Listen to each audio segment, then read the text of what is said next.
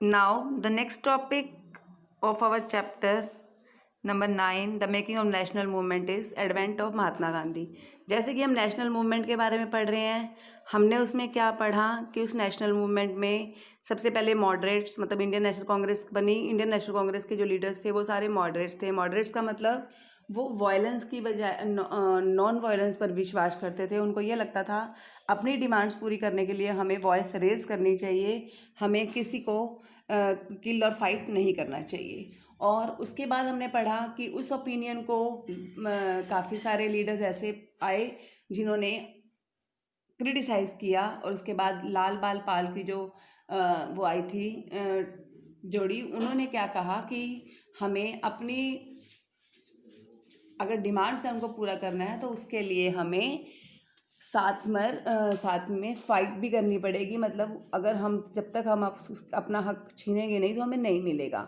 उसी को point out करते हुए स्वराज का जो पॉइंट आया उसको भी बाल गंगाधर तिलक ने जो दिया था वो भी इसी में आया कि हमें जो आज़ादी है वो हमारी छीनने से मिलेगी, वैसे हमें आज़ादी नहीं मिलेगी। जब स्ट्राइक्स पे बैठ जाओ मांगोगे तो नहीं मिलेगी।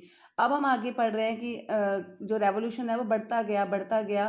ठीक है, इंडियन अपॉर्चुनिटीज़ को बढ़ाने के लिए, इंडिया में अपॉर्चुनिटीज़ को बढ़ाने के लिए, इंडिया इंडस्ट्री को एक्सपेंड करने के लिए लोगों ने अपनी आवाज़ उठाई। उन्होंने अपना कंट्रीब्यूशन की डिमांड करी कि हमारा कंट्रीब्यूशन होना चाहिए, हमारी आर्मी होनी चाहिए। ठीक है, तो अब उन्हीं के अंदर जो अगला रोल है वो है महात्मा गांधी का।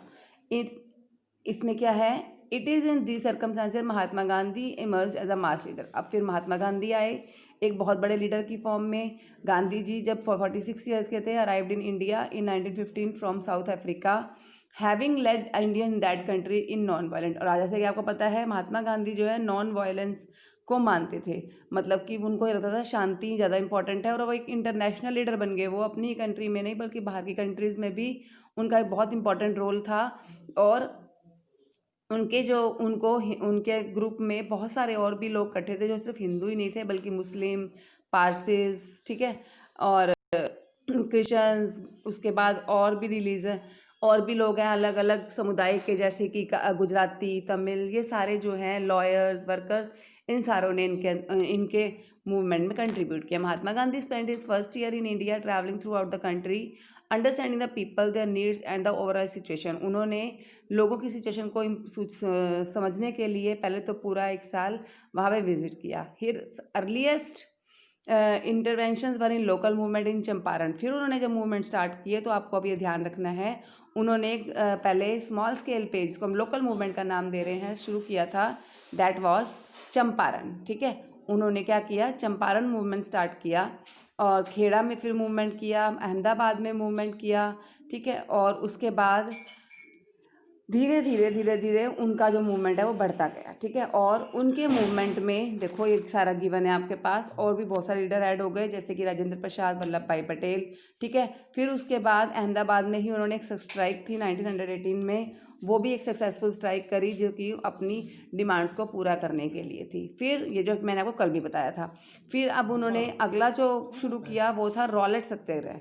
रॉलेट सत्याग्रह में क्या था, देखो 1919 में गांधी जी ने एक सत्याग्रह किया था रॉलेट एक्ट के अगेंस्ट। अब ध्यान देखना, एक वर्ड हम पढ़ेंगे रॉलेट एक्ट और एक वर्ड हम पढ़ेंगे रॉलेट सत्याग्रह। अब ध्यान देना है आपको, रॉलेट सत्याग्रह क्या है और एक रॉलेट एक्ट भी था। रॉलेट का क्या था, एक एक्ट।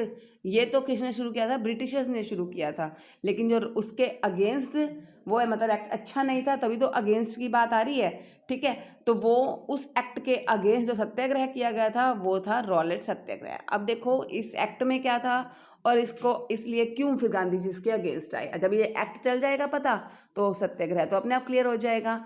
इस एक्ट में क्या था, ये एक्ट जो है हमारे फंडामेंटल राइट को कर्ब करता था। फंडामेंटल राइट को कर्ब करने का मतलब क्या है, उनको ख़त्म करता था कि हमें अपनी पुलिस पावर रखने का अधिकार नहीं था। ठीक है, जो कि हम पीछे पढ़ चुके हैं। ना ही हमें फ्रीडम ऑफ स्पीच का अधिकार था, जो कि हम पीछे पढ़ चुके हैं। ना ही हमारी पुलिस पावर का था। तो महात्मा गांधी, फिर उनके साथ साथ मोहम्मद अली जिन्ना और भी बहुत सारे लोगों ने इसको क्रिटिसाइज़ किया।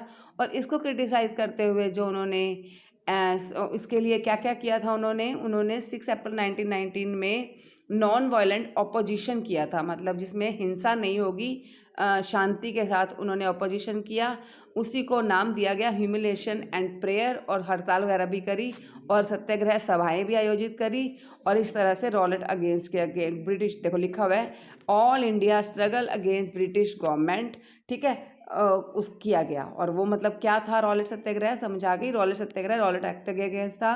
ब्रिटिशर्स ने जो रॉलेट एक्ट स्टार्ट किया था, उस एक्ट के अकॉर्डिंग क्या था कि उन्हें क्या करना था, उनको अपनी पुलिस पावर रखने का अधिकार नहीं था, जो कि इंडियंस को पसंद नहीं आया, और इस तरह से उन्होंने बहुत ये जो है हड़तालें वगैरह करके, स्ट्राइक्स वगैरह करके अपनी बात को मनवाने की कोशिश की थी। उसी दौरान जो है जलियांवाला बाग के बारे में सुन रखा है, जनरल डायर ने जब अमृतसर में उसके ऊपर गोलियां चलाई थी, तो ठीक है, उसी समय में ये वाला इंसिडेंट भी हुआ था। क्लियर। ये देखो नाइटहुड का मतलब होता है an honour granted by British crown for exceptional personal achievement और पब्लिक सर्विस, ठीक है ना। तो मीन्स उसी, आपको ये ध्यान रखना है मेन तो, कि उसी दौरान में जो जनरल डायर ने जो अमृतसर में बैसाखी पर जो गोलियां चलाई थी, ये वाला जो इंसिडेंट था, ये भी इसी टाइम हुआ था। इस मैसेकर में रविंद्रनाथ टैगोर ने अपना उस कंडीशन को देखकर, वहाँ की हालत को देखकर अपना दुख भी व्यक्त किया था। और during the Rowlatt satyagraha participant try to ensure that Hindu and Muslim were united. अब देखो इस सत्याग्रह का अच्छा रिजल्ट क्या था, इसमें हिंदू मुस्लिम सारे इकट्ठे हो गए और ब्रिटिशर्स के अगेंस्ट लड़े थे, ठीक है। इस तरह से सारे लोग, हिंदू मुस्लिम और लोग इकट्ठे होकर उन्होंने इस रॉलेट सत्याग्रह किया था, रॉलेट एक्ट को हटाने के लिए ब्रिटिशर्स के। नाउ गांधी जी का नेक्स्ट जो लॉ है, नेक्स्ट जो वो था एक्ट था, वो कौन सा था, उन्होंने कौन सा मूवमेंट स्टार्ट किया था, एक खिलाफत आंदोलन, एक नॉन कॉपरेशन मूवमेंट को हम क्या बोलते हैं, असहयोग आंदोलन भी बोलते हैं। नाम से देखो क्लियर है, असहयोग, सहयोग मतलब किसी को कॉपरेट करना, और यहाँ पे है असहयोग। अब देखो खिलाफत में क्या था, इन 1920, अब ध्यान रखना है 1920 में ब्रिटिशर्स ने तुर्किश सुल्तान जो, या जिनको खलीफा बोलते हैं, उनके ऊपर एक बहुत गंदी ट्रीटी लगा दी थी। हार्श ट्रीटी का मतलब है गलत सा उनके ऊपर एक रूल अप्लाई कर दिया था। क्या, उस रूल से लोग जो थे बहुत ज़्यादा गुस्से में आ गए थे, ठीक है, क्लियर। एक तो पहले ही लोग जलियांवाला बाग मैसेकर के कारण गुस्से में तो थे ही, उसके कारण वो लोग और गुस्से में आ गए थे। इसमें क्या था, इंडियन मुस्लिम्स वर, अब ध्यान देना जो मेन लाइंस हैं इसके अंदर, कि इसके अंदर मेन आपको क्या लर्न करना है, खिलाफत एगिटेशन या खिलाफत आंदोलन क्या था। ये वो आंदोलन है जिसके अंदर इंडियन, नाम से कह रहा है ये मुस्लिम्स के लिए है, इंडियन मुस्लिम्स वर कीन that the Khalifa be allowed to retain control over Muslim sacred places in the erstwhile Ottoman Empire। मतलब कि उनको ओटोमन एम्पायर के अधीन, ठीक है, रहना पड़ेगा। ओटोमन एम्पायर मतलब ब्रिटिश एम्पायर थी ये, तो सारे मुस्लिम सैक्रेड प्लेसेस पर सारे मुस्लिम्स को यही कहा गया कि उनको उनके अंडर रहना पड़ेगा। तो खिलाफत आंदोलन स्टार्ट किया। खिलाफत आंदोलन के नेता आपको याद करने हैं, मोहम्मद अली और शौकत अली जो थे, उन्होंने क्या कहा, अब इसके अगेंस्ट उन्होंने नॉन कॉपरेशन मूवमेंट चलाया। मतलब जब ब्रिटिशर्स ने ये कहा कि सारे मुस्लिम्स के ऊपर सारे मुस्लिम और मुस्लिम के जो सेक्रेड प्लेस, मतलब जो मस्जिदें हैं, वो ऑटोमन एम्पायर के अंडर रहेंगी, तो इसका उन्होंने सहयोग नहीं किया। उस सहयोग को ना करने के लिए कौन सा आंदोलन चलाया गया, असहयोग आंदोलन चलाया गया, ठीक है, जिसमें गांधी जी ने उनको बहुत समर्थन दिया था। और खिलाफत मुस्लिम लोगों को भी यही कहा गया, खलीफास को यही कहा गया कि उन्हें अपने स्वराज के लिए डिमांड करनी चाहिए। तो इस तरह से नॉन कॉपरेशन मूवमेंट का फ़ायदा हुआ। नॉन कॉपरेशन मूवमेंट से क्या फ़ायदा हुआ, ब्रिटिशर का कंट्रोल जो मुस्लिम्स पे था वो ख़त्म हो गया।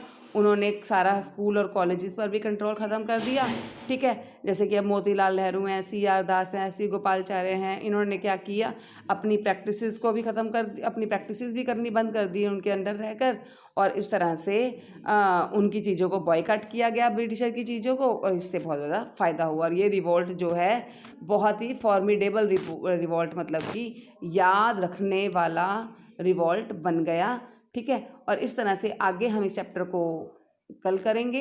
थैंक